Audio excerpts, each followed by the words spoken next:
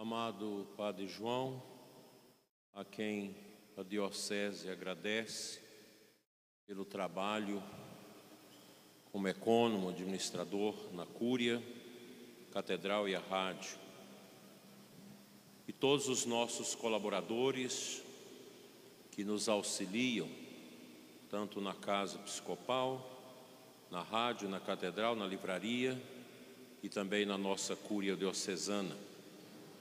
Nesta missa quero render graças a Deus por cada um de vocês que nos ajudam. E ao mesmo tempo, em nome do Padre João e dos demais sacerdotes que trabalham com vocês, pedir perdão pelas nossas faltas, nossas fraquezas e dizer a vocês que jamais percam a fé por causa do mau exemplo do bispo, dos padres e das freiras.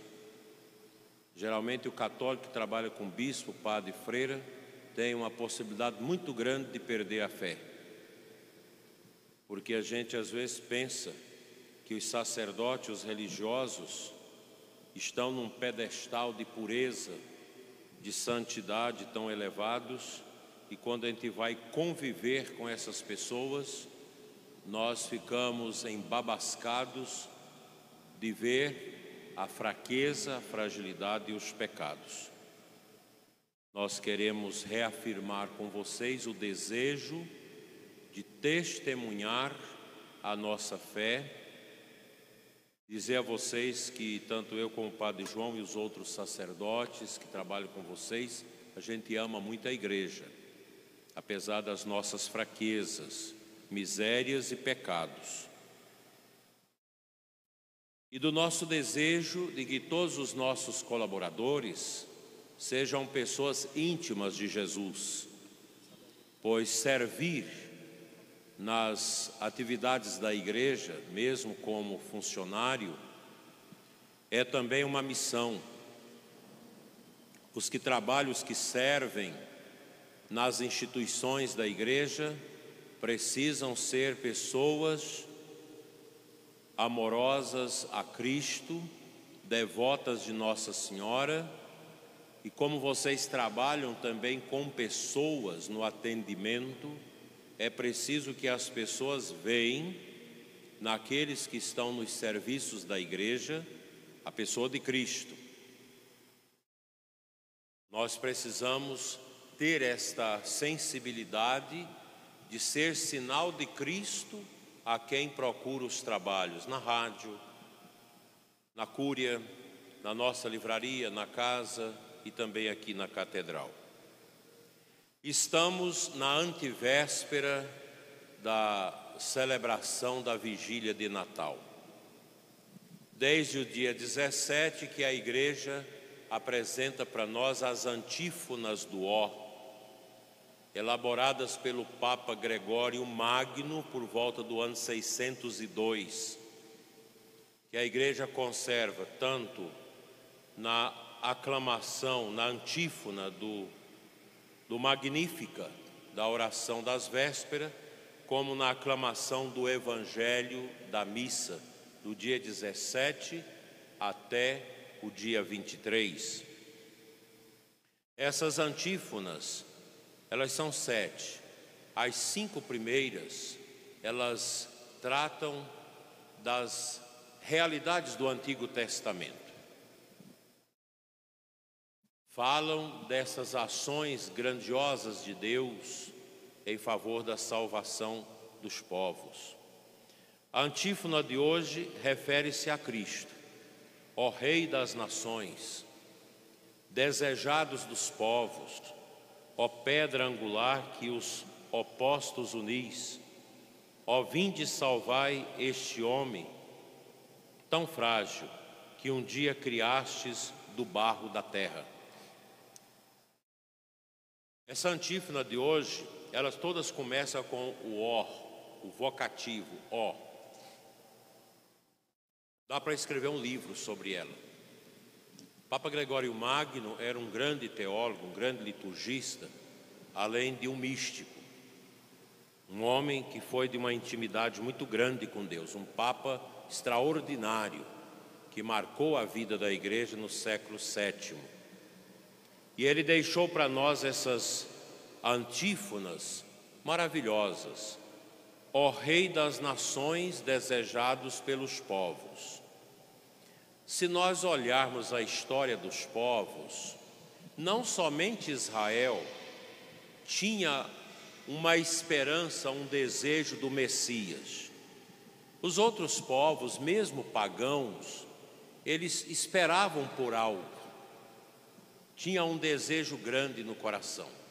Até porque as pessoas cristãs e as pessoas pagãs têm a mesma origem, Deus. E todos nós nascemos com a lei natural, divina, já inscrita nos nossos corações, que são os 10 mandamentos. Mesmo uma pessoa que não é cristã, ela tem dentro dela a latência pela eternidade, o desejo de uma busca. E o Papa coloca esta expressão ao Rei das Nações. Cristo veio para Israel. O seu ministério, a sua pregação, os sinais foram realizados dentro do povo de Israel. Tanto que nosso Senhor não saiu fora do território de Israel para não criar problema com os pagãos. Mas os pagãos vinham até ele. E após a sua ressurreição, então se inaugura o reinado universal de Cristo. Quando Jesus ressuscitado, glorioso, se manifesta ao Pai, toda a terra fora alcançada pelo poder sinergético, por assim dizer, da sua ressurreição. De forma que os pagãos também tinham o desejo do Rei das Nações. Quando o Papa fala de Cristo como a pedra angular, que de certa forma une os opostos, isso já está nos Atos dos Apóstolos, é aquela pedra que une as cúpulas dos palácios, dos templos, que ali se encaixam para firmar. A pedra angular, ela firma os dois lados. Ó, vinde salvai este homem tão frágil. Nós, todos somos frágeis. Todos somos vasos de barro, facilmente quebráveis, que um dia criastes do barro da terra. Aqui a antífona nos remete ao início da criação. Aquela passagem linda de Deus, a segunda parte da criação no Gênesis, ali depois do capítulo 1, 2, 4b em diante, quando Deus cria o homem do barro, para mostrar que a nossa realidade corporal, material, ela advém da realidade nua e crua como nós conhecemos. Nós somos matéria, o nosso corpo. Ele veio da terra. Nós alimentamos daquilo que a natureza nos oferece. Mas dentro desse barro há um ruar, há um espírito. Quando nós lemos a criação no segundo relato, fala que Deus fez um boneco de barro que não era vivente, mas ele sopra-lhe nas narinas o hálito da vida, que no hebraico é traduzido por ruá, vento, espírito, o pneuma. E o ser humano torna-se um ser vivente, diferente dos outros animais. O Rei das Nações que nós esperamos, ele vem para restaurar esse barro machucado no seu espírito por causa do pecado. O pecado destronou a felicidade do coração do casal Primevo. O pecado original trouxe uma fenda para o coração da humanidade, por onde nesta fenda, nessa greta, entram as realidades que nos machucam. Assim como numa caverna a água entra nas gretas das pedras e sai na caverna em forma de estalactites, assim esta fissura do pecado permite a água do mal também entrar em nós. Mas o que precisa entrar é o hálito da vida divina, é o sopro do Espírito, a promessa realizada no Antigo Testamento, cumprida em Cristo Jesus. E a liturgia de hoje nos apresenta o Magnificat, esta oração de Nossa Senhora diante do mistério, da missão que Deus lhe dá. Esse cântico de Maria que nós rezamos na liturgia das horas, nas vésperas, que eu rezei aqui agora no momento da bênção do Santíssimo.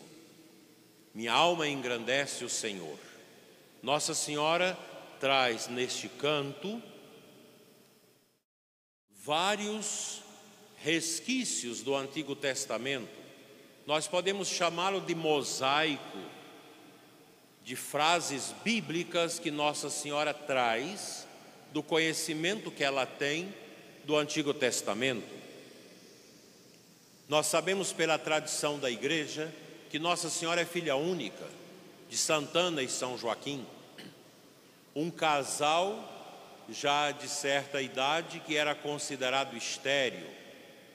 Nossa Senhora, ela nasce de Santana por um milagre.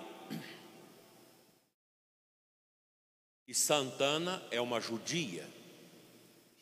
São Joaquim é um homem judeu. E Santana foi a mestra de Nossa Senhora. Nós chamamos esta grande santa, que não está na Bíblia, mas na tradição da igreja, de Santana Mestra, porque ela ensinou Nossa Senhora. Quando você vê uma imagem de Santana, ela está sempre sentada, Nossa Senhora do lado e a Bíblia, o rolo, o pergaminho da Escritura, porque ela ensinou a sua filha as coisas de Deus. Nossa Senhora foi muito bem iniciada na palavra de Deus no Antigo Testamento.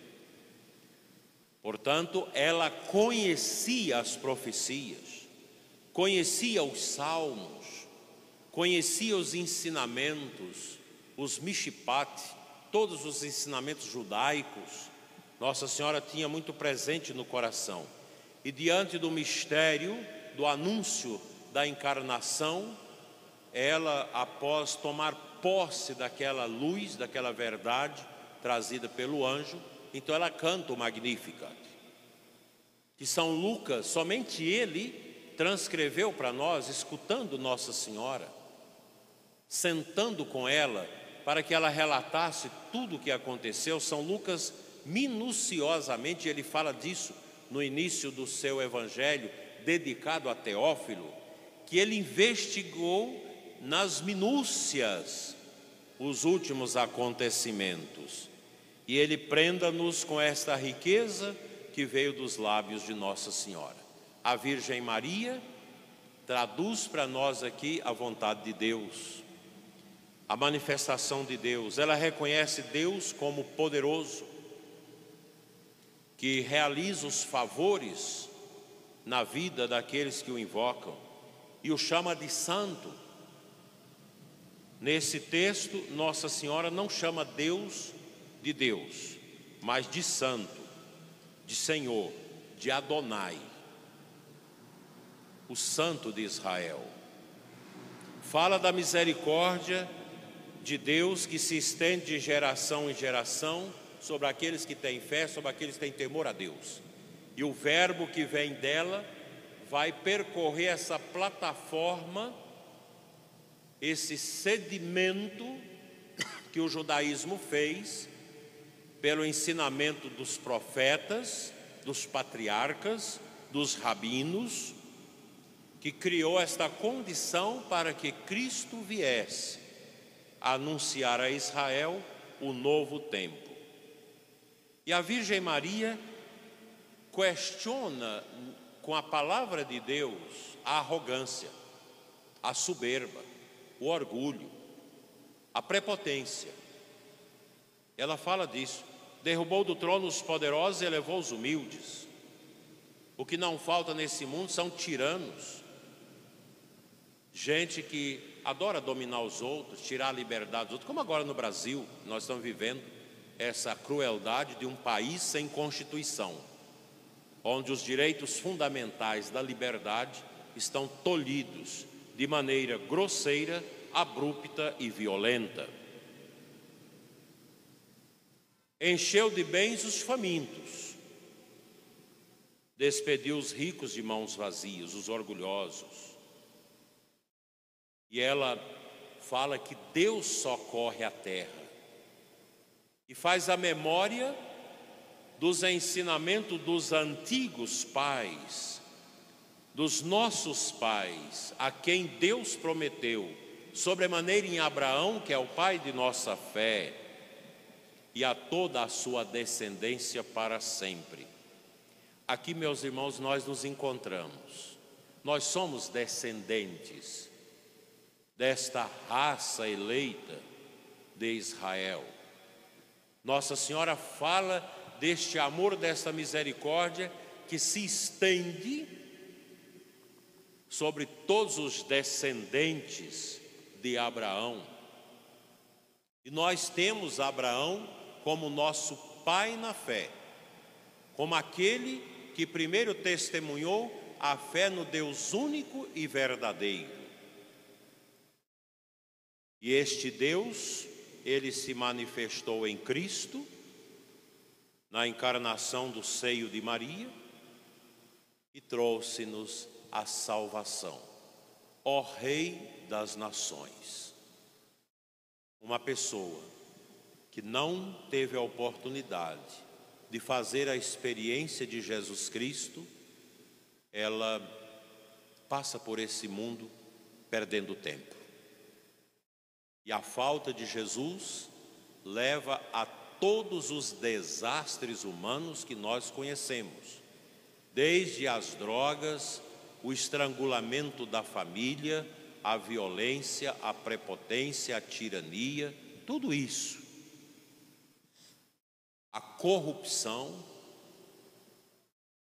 que o Brasil é uma espécie de hospedeiro, onde tantos carrapatos estão grudados nesse hospedeiro, que a gente não sabe se ele vai ter sangue para tanto carrapato, que é tanta gente para roubar. O time é grande para poder sugar,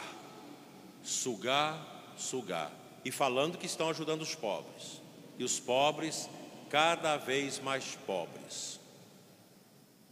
Haja vista a questão da reforma agrária no Brasil há tanto tempo, eu acompanho isso desde o meu início do ministério.